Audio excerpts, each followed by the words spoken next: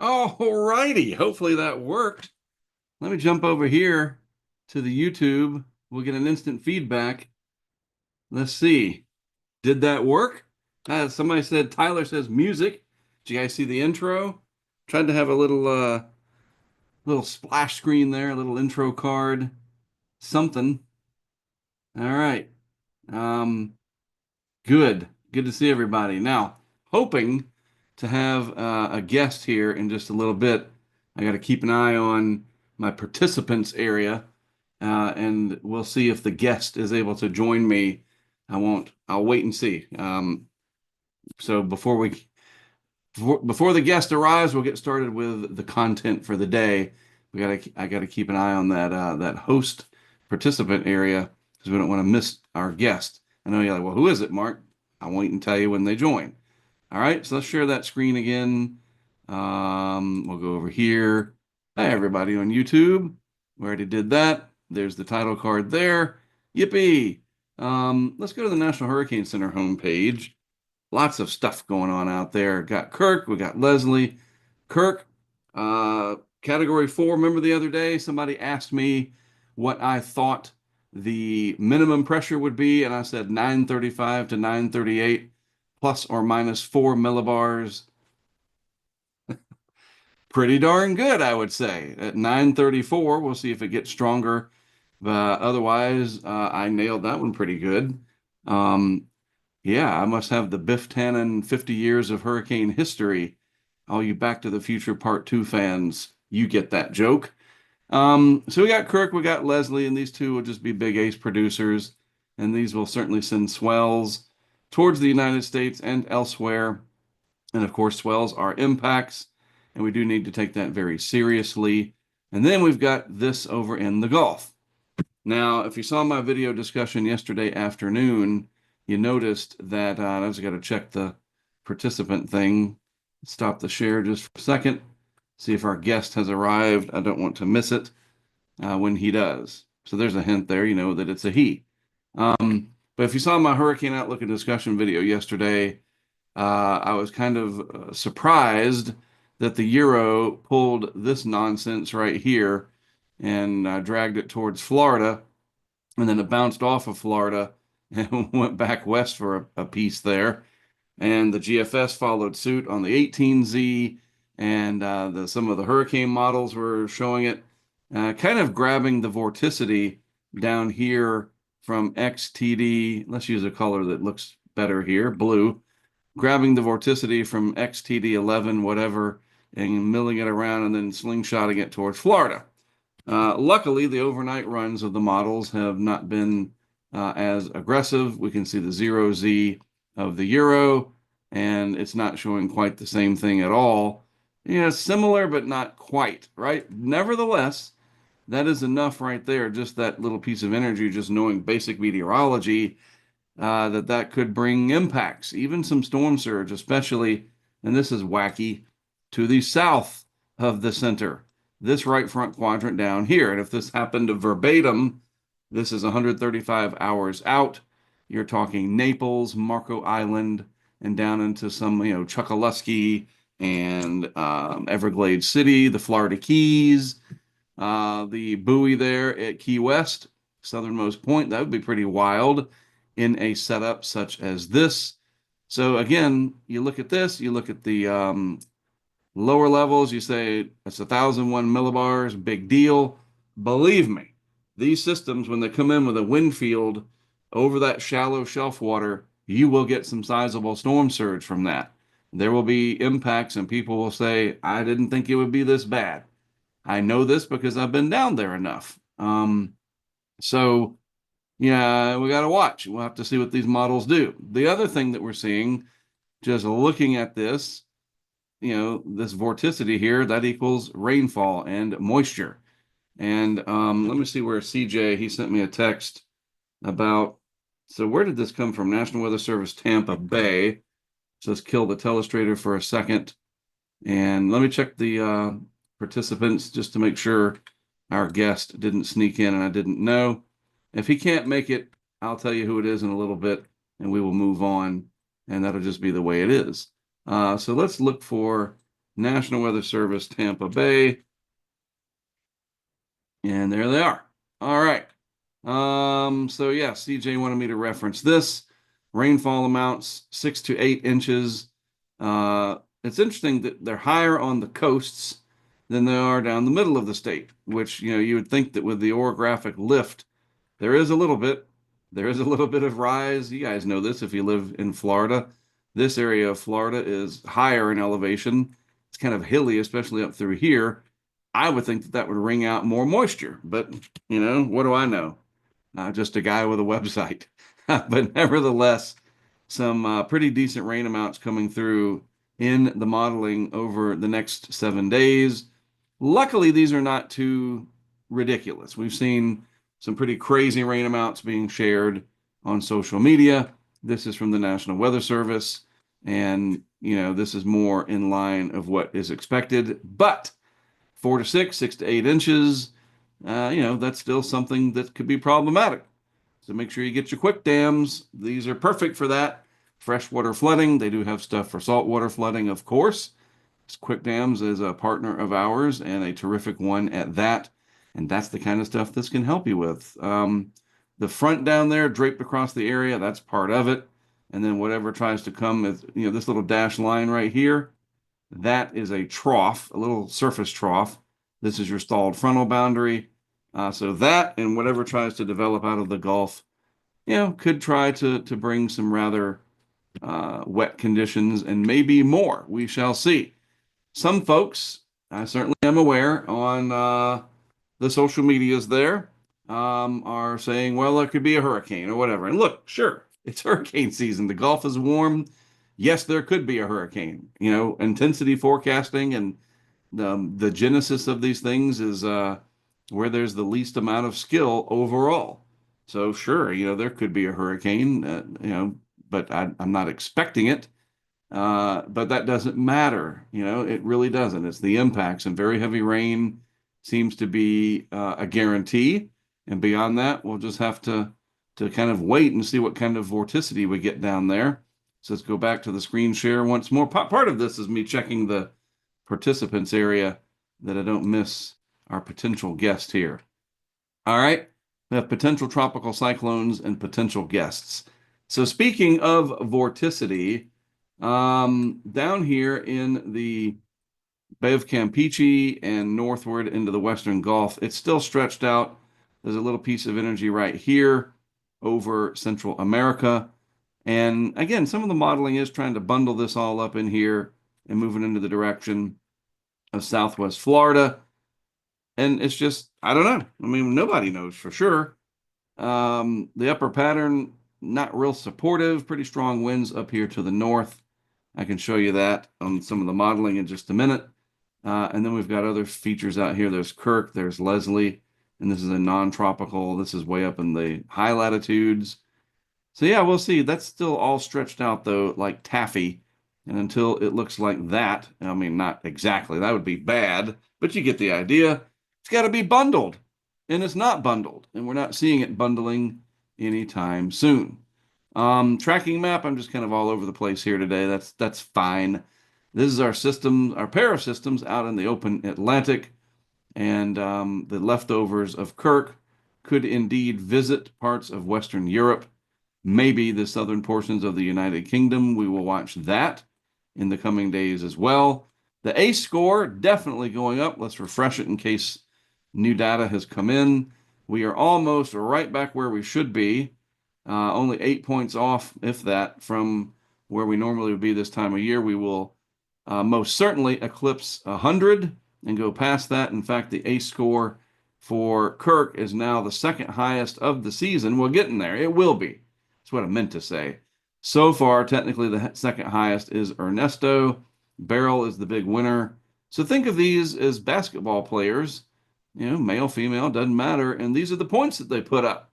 This is your stat sheet. That's the best analogy I can come up with. This is your roster, all right? And this particular basketball team has 12 players, and it's a co-ed team consisting of Alberto and Beryl, and then Chris and Debbie. You get the idea. Beryl putting up some big numbers, 35 points. All right, and we're at the third quarter. It's a co-ed NBA team. All right, so we'll just call it that because in pro basketball you have quarters, right? And then Ernesto, the other big winner, but Kirk is really putting on a show and will be catching up very soon. But Leslie looks like she could have some serious potential, especially as Kirk tires out and takes a vacation over in France. You see where I'm going with all this? So there you go. That's your A score overall. And these are the different contributors. And this will just go up and up and up from there. Satellite animation this morning. Let's change the extent here. We know what's happening in the Atlantic. So let's look over at the Gulf of Mexico. I think it's in here somewhere. Yeah, right there, Mark. So the Gulf of Mexico, again, our systems down here, the vorticity stretched out over a large area, nothing really concentrating, but all this moisture down here is going to try to make its way over towards Florida. So again, you guys pay attention to that. Let's see. Oh, he's texting me now. See if he wants to join in. Feel free to jump on. He said, sorry, so busy, I missed it. But hey, all right, he said, okay. So let's stop the screen share and we'll wait for our guest. We'll give him just a minute. Very important. Let me take the telestrator out of here. And we'll give our guest just a second. He'll pop up over here in the participants. So I got to add lib and stall for a minute.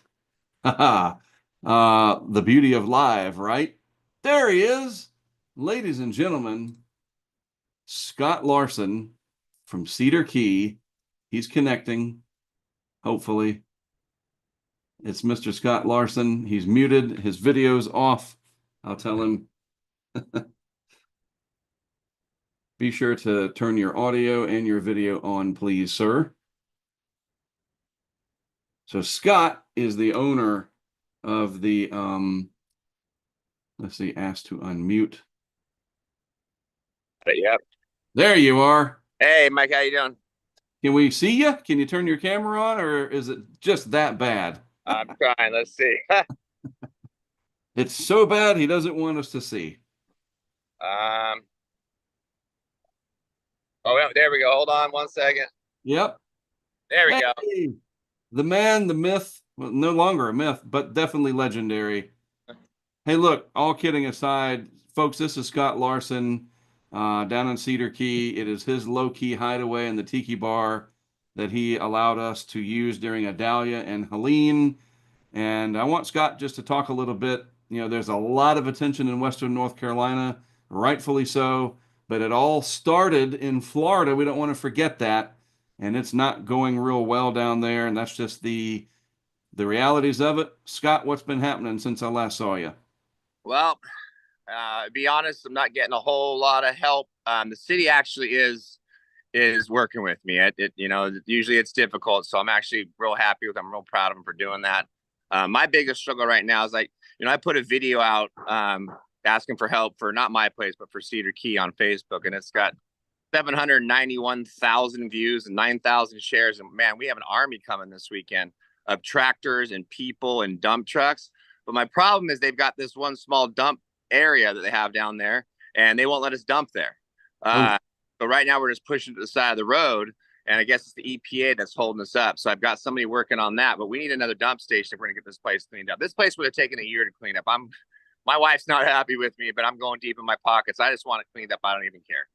Right. And so that's the spirit of what's happening down there. And we got some people, if you need some help, I'll talk with CJ. He's a young politician. Maybe he can reach out to somebody in the government of Florida to maybe, we don't want to bend any rules that could hurt the environment because the environment is exactly why people love Florida.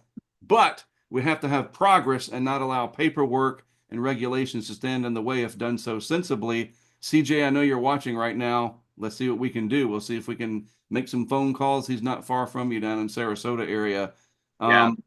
So I mean, I even have a spot. So I'm going around tearing down houses for people for free, and they and all I'm seeing is tears. Sure. And down a house on purpose that's right next to their dump site, and it's actually a little bit off the road and on the grass. Their dump sites where our boat launch is. When we get these rains this weekend, it's going to rain on that, wash it into the ocean. My dump spot's better than what they got going on right now, so I just don't understand why they would stop. It's just right next to the pile, but further from the ocean.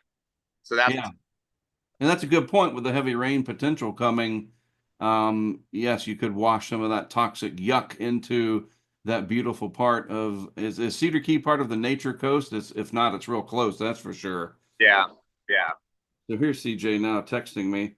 He has folks in the government. Yeah, so he's going to get in touch with some people. I will give CJ your number and you guys can coordinate. He came with me to help pick everything up on recovery day. This is what it's all about, Scott. You network, you work together, you do things, with common sense, right, keeping in mind certain things that, we don't want to wreck the environment, but time is of the essence. yeah, And you put Cedar Key back together as yeah. quick as possible. It gets the economy rolling. Yeah, 100%. I mean, I'm following the rules. We're making sure we got our permits and the power off and everything disconnected, and I'm trying to get the neighbors not looking at a big pile of trash, and I'm trying to get these people their dreams that want to just leave their property clean and either rebuild or just leave it behind them. And so the faster I can do it for them, the better off everybody is. Agreed. Well, I appreciate it. It's unbelievable how we met. Somehow, one way or another, I'm going to do a documentary about all this, and we'll worry about that later. But the sheer odds that the universe put us together at that last possible second last year before Adalia came rolling in, and here we are. It's not pleasant, but the relationship with you and your family and the people we've met down there at Low Key has been remarkable. And we got to spend some time together later when we're Yeah, not under stress. yeah. Like I said when you showed up, I said I'm not glad you're here, but I But, appreciate you but coming. it's good to see you. Yeah, I know, man. Oh, wow. Well, look, I'll let you get back to it. Thank you for taking the time. I'll get that video. You got an army coming, but I'll get that video that you done on Facebook and we'll get our people to share it. Every little bit can help. I'll give CJ your number and we'll see if we can get some people to help out. That's the least we can do is try. Yeah, I appreciate it so much. It's gonna be a phenomenal weekend here. I'm excited. My wife's not happy, but it's gonna be great. Remember, for better or worse. All right. So, well, very good, Scott. Thanks for spending time. We'll stay in touch. Thank you so much. See ya. All right. So, yeah, let me go back to sharing the screen and I will. There we go. That was Scott. Terrific. And he's back. That's funny. You can stay on and watch, but I'm going to keep going with our discussion if you want. That's funny. There we go. He's busy. He's busy trying to get Cedar Key back together. So we definitely do not need any tropical shenanigans coming up that way over the next several days. Let's go back to that Twitter and look at the rainfall forecast. Luckily, up here in the Cedar Key area, which in case you didn't know, is right there. Minimal amounts of rain, but any kind of rain up there, as he said, that's a good point. You think about all the yucky stuff, the toxic everything from solids to halfway dissolved particles of whatever. You don't need that washing into these waterways down here where the environment is the reason people live here. So, and he knows this. This guy really knows his stuff. He's sensitive to the needs of the people down there, the economy, and the beauty of the coastline. So it's terrific that he's working on that. And I appreciate him coming on and we can help tell the story a little bit. Lots of focus on Western North Carolina. I get it. This is my home state, but I'm glad Scott came on with us. So, moving on real quick, just so the Euro again overnight run. Let's check the 6Z and see what it shows us. It goes out to 72 hours on this particular plot. Are we far enough out to where I got to get a like a weather models or whatever subscription and just whatever so I can see the high res stuff. Just need to do it. We've got the funding. I might as well just do it and then get a lot more products that way. Anyway, the 6Z goes out to 72 hours. That is a little concerning that at day 3, come on, Telestrator. Um, I tell you, this thing at day 3 there, it is starting to focus the energy into Southwest Gulf. That's next Monday. Anyway, we got a lot to watch. in the coming model cycles, certainly a lot of attention on Florida. Everybody's just done with hurricane season. I get it. But that's what people are thinking. Mother Nature and the earth has absolutely no feelings at all. And, just a real quick movie. I'm a big movie guy. Remember the movie Interstellar? And I don't remember the exact quote, but Anne Hathaway and Matthew McConaughey, their characters were talking that she says something about how nature is not evil. It just kind of is. And I don't remember the exact quote, but that was an interesting conversation that the weather is just ambivalent. It's just there. And we just happen to be in the way of it, us and everything on the planet. And so even though we're tired of it, it doesn't matter. It doesn't matter what else is going on. Our political problems, our geopolitical problems, our personal lives, none of that matters to what's happening on this planet that we live on. That being said, it still matters to us. And I'm very sensitive to this. I totally understand. It does affect me. This is my home state. Feel very helpless that I couldn't go up into Western North Carolina and personally warn everybody about what was coming. You see what's happening now in the aftermath. People are still dying up there. It's terrible and it wears you down. And even if you've done this as long as I have, 30 plus years, that doesn't matter either. It still can affect us. So we're going to watch everything, but we're not going to be jumping to any conclusions and sharing one singular frame shot of a model run or whatever to get a couple extra hundred likes or shares. This is the time to not do that, but staying the course and just following everything as it evolves. That's exactly what we'll do. We'll do it together. And I'll have an update this afternoon and put everything together in a nice, neat package for you. And we will go from there. All right. So let's see if I can exit this thing the way I entered, hopefully gracefully. So we'll turn off my video first so I can still talk to you. We'll share the screen and we'll go over to that and we'll go back to my intro. And then this will be the way out for me. All right, that'll work. We'll go back to the beginning. And I will see you this afternoon on the Hurricane Outlook video. I'm Mark Sudduth. Thanks for watching the morning discussion. This will be a regular thing as I perfect it going forward. I appreciate you being a part of it. I'll see you later today.